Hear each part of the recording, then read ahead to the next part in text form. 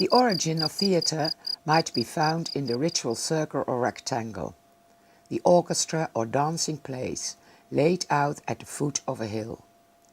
Here Dionysus was celebrated, the Greek god of fertility and wine, said to be born out of the thigh of Zeus. The worship of Dionysus was ecstatic by nature.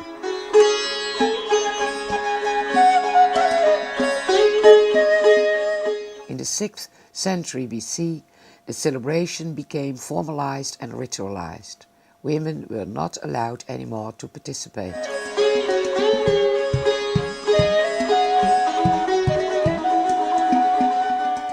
Nearby the orchestra, a temple of Dionysus was built, and in the middle of the orchestra a thymele or altar was placed. And it is thought that the celebration started with the sacrificing of a goat, called tragos. A probably uniformly dressed chorus of up to 50 men sang, accompanied by perhaps more or less oriental sounding music, a so-called dithyrambe, a hymn in honor of Dionysus. Symbolic gestures of the chorus dance seem to have been closely related to the words that were sung.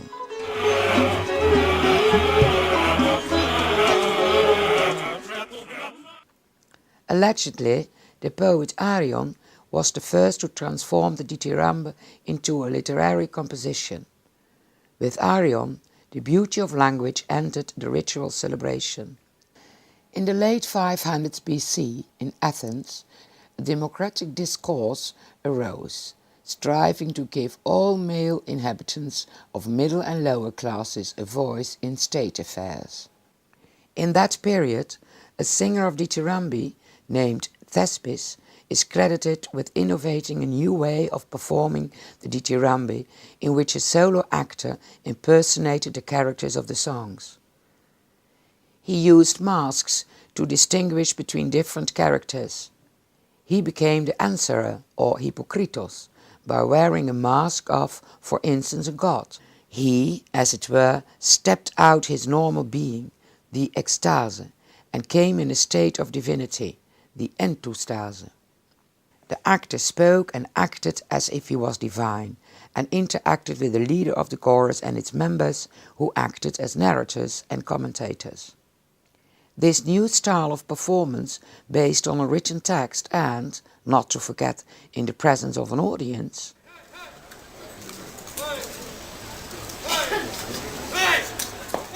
may have marked the birth of theatre as we know it today. It is claimed that Thespis travelled about on a cart with plays. This could mean that he performed in several Greek towns. This itinerant theatre is kept up until long after the Middle Ages.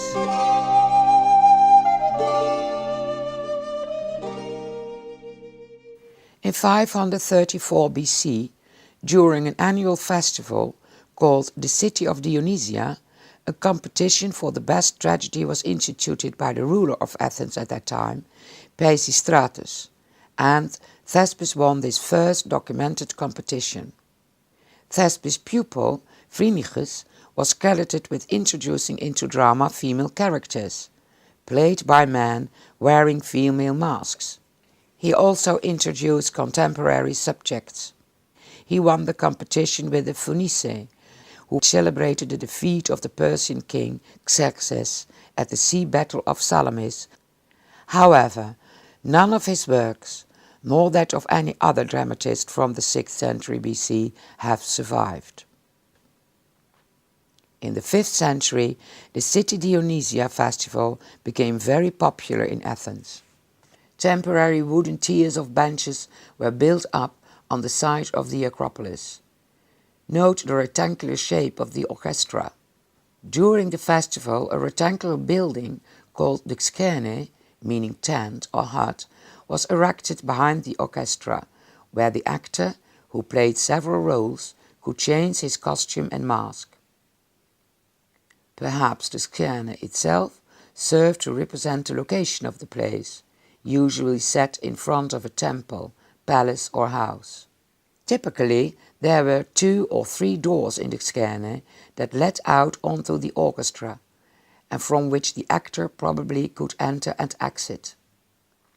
Only much later, in the 4th century BC, the skene became a permanent stone structure.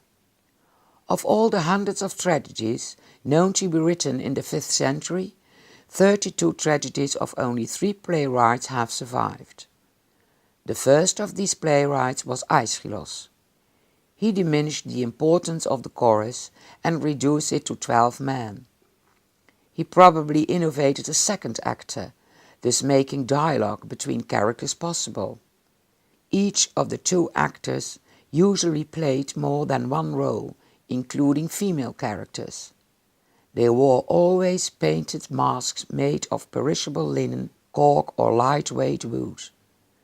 In particular on vase paintings, these tragic masks and costumes are depicted, but in most cases these faces are from a period later than the 5th century.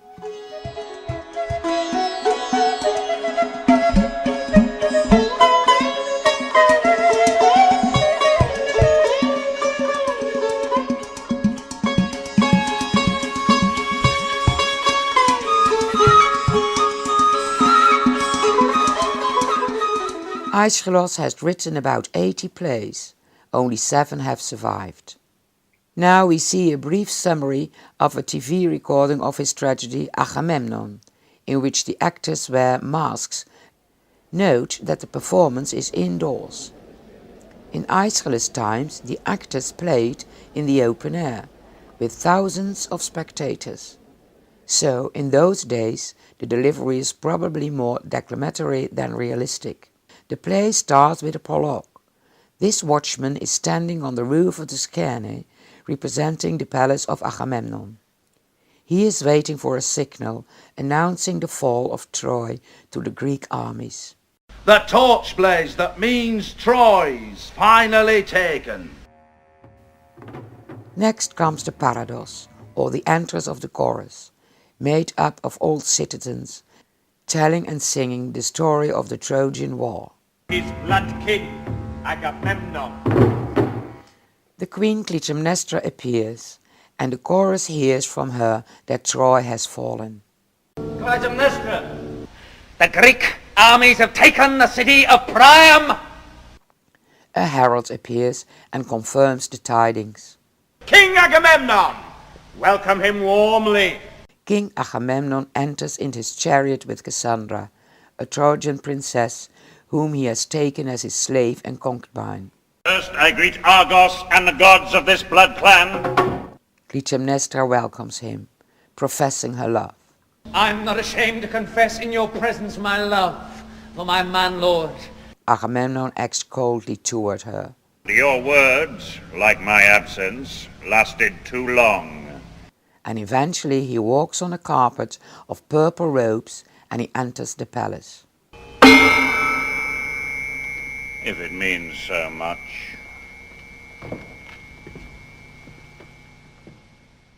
She tells the chorus that they will see their king dead. 1 strokes for the slave girl, butchered defenseless. The chorus fears grow, and they hear Agamemnon cry out in pain from inside the palace.